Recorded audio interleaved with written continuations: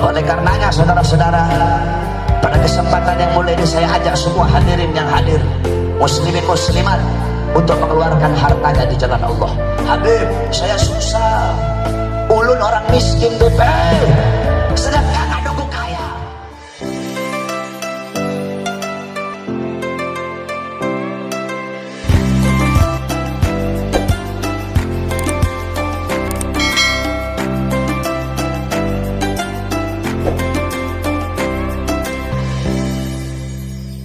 Ini saya bersyukur kepada Allah.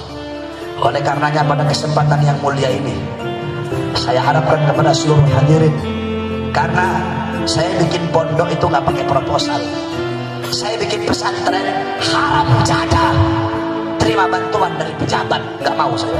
Kalau saya mau terima bantuan dari pejabat, oh saya pakai emas itu lantainya, saudara-saudara. Berapa banyak pejabat datang bawa duit ratusan miliar, saya bilang bawa pulang, duit pian nggak ada laku di sini. Gak laku.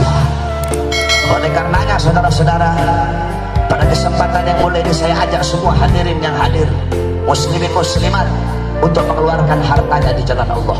Habib, saya susah, ulun orang miskin BP, sedangkan adukku kaya. Saya kasih tahu sama kamu, tunggu dulu, tunggu nanti sambil qasidah. Saya kasih tahu sama kamu semua, dulu ada namanya Habib Abdullah Al-Idrus, Habib Abdullah bin Abu Bakar Al-Idrus Syamsi Subus, yang orang roti Al-Idrus. Beliau kaya raya. Beliau itu kalau turun dari kuda naik karpet merah. Beliau setiap datang tamu dihitung tamunya ini naik berapa anak tangga. Kalau tamunya naik 5 anak tangga, dipotongkan 5 ekor kambing. Kalau tamunya naik 3 anak tangga, maka dipotongkan 3 ekor kambing. Saking kayanya. Satu waktu datang tamu, berapa anak tangga? 7, dipotongkan 7 ekor kambing. Ini tamu heran, luar biasa ini Habib. Setiap ada tamu yang datang dihitung anak tangga. Kalau tamunya naik 3 tangga, berarti dipotongkan 3 ekor kambing. Saya gak pernah nemu Habib dermawan kayak begini. Habib itu begitu. Akhirnya saudara-saudara, kata Habib Abdullah, kamu salah, ada yang lebih kaya dari saya. Saya mah gak ada apa-apanya. Ada yang lebih kaya. Saya punya adik namanya Husain. Coba kamu lihat, dalam hatinya, waduh, kalau kakaknya aja kayak gini, gimana adiknya yang lebih kaya. Didatengin Habib Husain. Ketika didatengin, kaget dia, rumahnya gubuk. Terus datang di situ cuma disediain apa? Kopi setengah gelas kopinya, sama roti kering setengah. Mari silahkan. Ini orang kaget, katanya kaya, kok cuma ngasih kopi setengah, roti kering setengah. Habis dia minum udah, oh ini pemanasan kali ini. Ditunggu nggak keluar, cuma itu aja udah. Akhirnya sudah, beliau pulang ke Habib Abdullah. Alah, Habib bohongin saya. Kata Habib, adiknya Habib lebih kaya, kok coba dikasih kopi setengah, roti kering setengah. Apa kata Habib? Kamu tahu, saya punya ratusan ekor kambing, saya cuma potong 4 ekor untuk kamu. Adik saya, harta yang dia punya pada hari itu, kopi 1 cangkir sama roti kering 1 biji. Setengah cangkir dia kasih untuk kamu, setengah untuk dia dan keluarganya. Roti kering dia bagi 2, setengah untuk kamu, setengah untuk dia dan anak-anaknya. Dia lebih kaya dari saya karena bisa memberikan setengah hartanya untuk kamu. Jadi sedekah harus tunggu kaya. Contoh, kamu punya uang 100.000. Contoh, kamu punya uang 100.000, saya punya uang 10 juta, saya sedekah 1 juta. Kamu punya uang 100, sedekahnya 50. Kalau nominal kan saya lebih banyak, tetapi kaya dan dermawannya kamu lebih kaya dan dermawan. Kenapa? Cuma punya uang 100 tapi bisa menyedekahkan setengahnya. Saya punya uang 10 juta tapi cuma 1 juta doang. Kamu punya 100 tapi bisa memberikan setengah hartanya. Oleh karena itu orang sedekah ya itu gak bakal susah. Kamu sedekah, kamu gak bakal susah. Enggak sedekah juga gak bakal kaya. Justru semakin kamu keluarkan, semakin kamu akan mendapatkan balasan dari Allah. Kamu tahu Rabi'atul Adawiyah, satu waktu Rabi'atul Adawiyah menyedekahkan sebuah piring makanan. Satu piring makanan dia sedekahkan. Pagi, siang datang orang bawa 8 piring makanan untuk beliau. Kata beliau, saya tidak mau. Loh, ini hadiah untuk kamu. Nggak, saya tidak mau. Akhirnya maghrib datang bawa orang-orang bawa 10 piring, baru beliau mau. Aneh kan? Apa siang orang datang ngasih 8 piring ditolak, ketika maghrib orang datang ngasih 10 piring diterima. Orang-orang nanya kenapa? Kata beliau, tadi pagi aku menyedekahkan mengeluarkan 1 piring di jalan itu. Nah siang itu yang datang 8, sedangkan Allah udah bilang kamu mengeluarkan 1, Allah balas 10. Ini yang datang 8 berarti bukan dari Allah. Maghrib 10 hari ini baru datangnya dari Allah Subhanahu wa ta'ala. Jadi semua ganjaran kamu keluarkan malam ini 100.000, Allah balas 1 juta. Kamu keluarkan 1 juta, Allah balas. Tidak ada. Itu janji Allah Subhanahu wa ta'ala. Saya tanya sama kamu, di Indonesia anjing sama kambing banyakan mana? Jawab, anjing sama kambing banyakan mana? Kok bisa banyakan kambing? Kambing tiap Idul Adha, bentar lagi Idul Adha, itu kambing dipotong jutaan ekor dikorbankan. Harusnya kan banyakan anjing. Anjing nggak pernah dikorbanin. Kambing tiap tahun jutaan, puluhan juta dikorbanin. Justru kambing semakin dikorbanin nggak makin berkurang, malah makin banyak. Anjing enggak dikorbanin, justru sedikit, nggak banyak-banyak. Seperti itu juga harta. Semakin kau korbankan, semakin banyak akan kau dapatkan. Dan terakhir, sebelum kita baca qasidah sambil panitia bawa kardus, ya ingin saya jelaskan. Di Jakarta itu banyak habib-habib palsu. Paham kamu?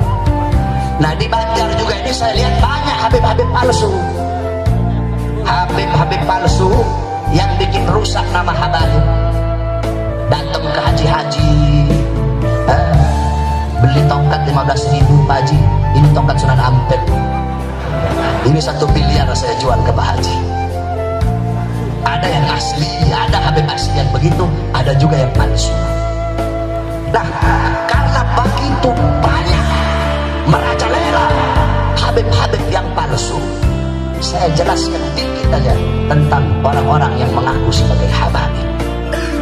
Saudara-saudara, habaib itu bid'atul Rasul, darah daging Nabi, anak cucunya Nabi. Waduh panjang itu kalau mau dijelasin. Intinya saja, yang menjadikan seorang habib itu bukan muka.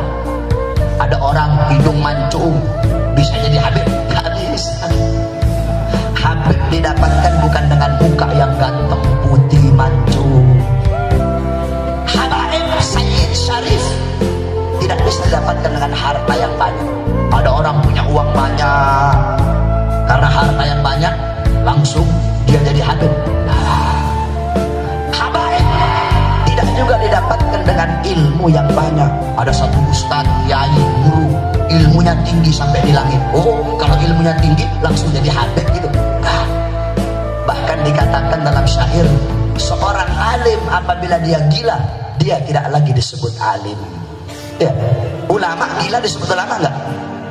Ulama gila disebut ulama tidak? Habib gila tetap dipanggil habib.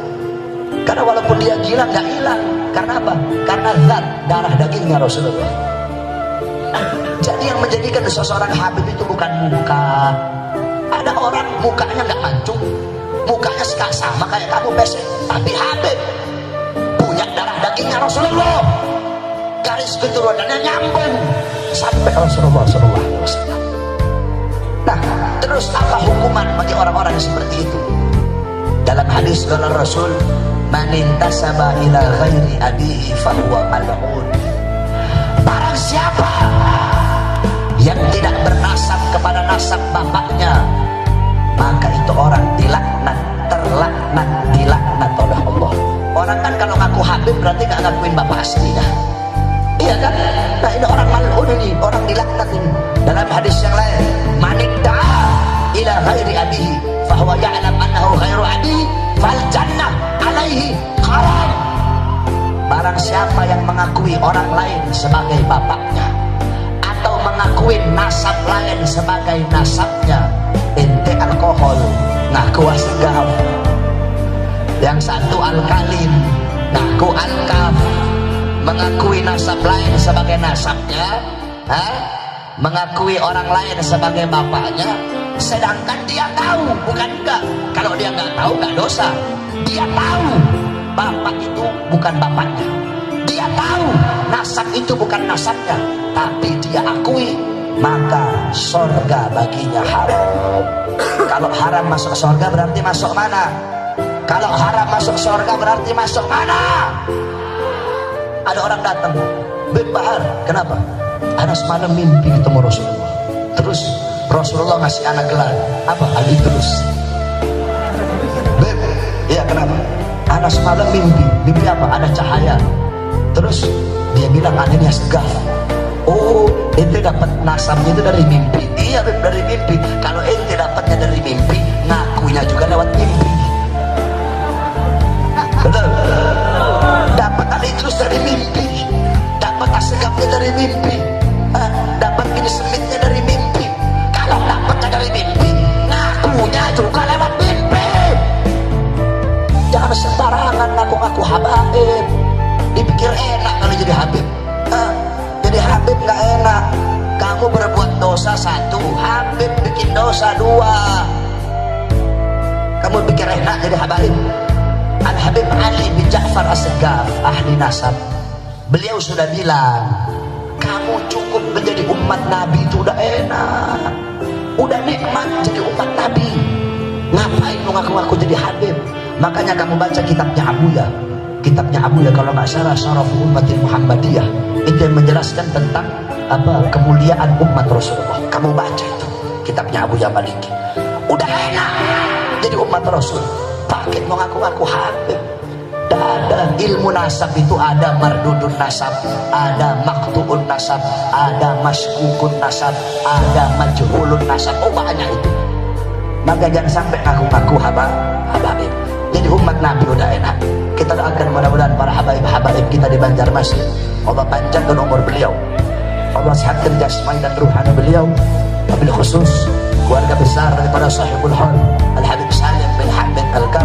Mudah-mudahan Allah jadikan keluarganya anak-anak salihah, alim alimah, jajiyah, abidah, zahidah, wari'ah. Amin ya rabbal alamin. Sambil kita bersalawat, yang punya harta keluarkan hartanya semuanya. Salatullah salam